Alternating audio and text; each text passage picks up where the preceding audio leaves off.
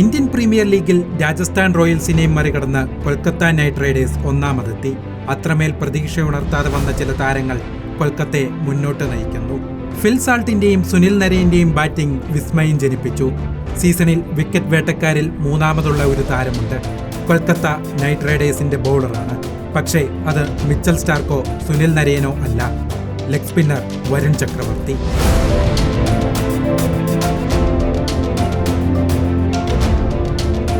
നിഗൂഢത നിറഞ്ഞു നിൽക്കുന്ന ബൗളർ, ഏതൊരു നിർണായക ഘട്ടത്തിലും കൊൽക്കത്തയെ ആശ്രയിക്കുന്ന താരം.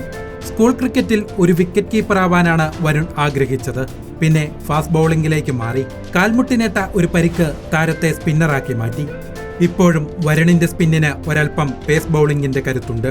മണിക്കൂറിൽ 100 കിലോമീറ്ററിലധികം വേഗതയിൽ വരുന്ന പന്തുകൾ, ലെഗ് ബ്രേക്ക്, കാരം ബോൾ, ഗൂഗ്ലി, ഫ്ലിപ്പർ തുടങ്ങിയവയെല്ലാം മാറി മാറി പരീക്ഷിക്കും.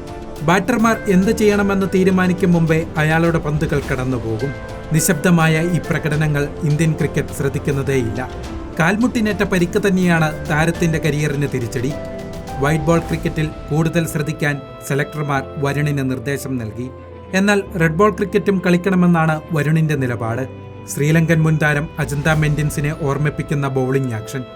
തമിഴ്നാട് ആഭ്യന്തര ക്രിക്കറ്റിലെ തകർപ്പൻ പ്രകടനങ്ങൾ താരത്തെ കൊൽക്കത്ത നൈറ്റ് റൈഡേഴ്സിൽ എത്തിച്ചു.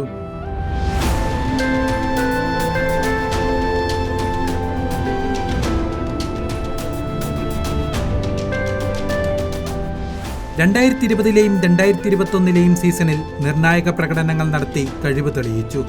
2022 മോശം പ്രകടനം ടീമിന് പുറത്താക്കി.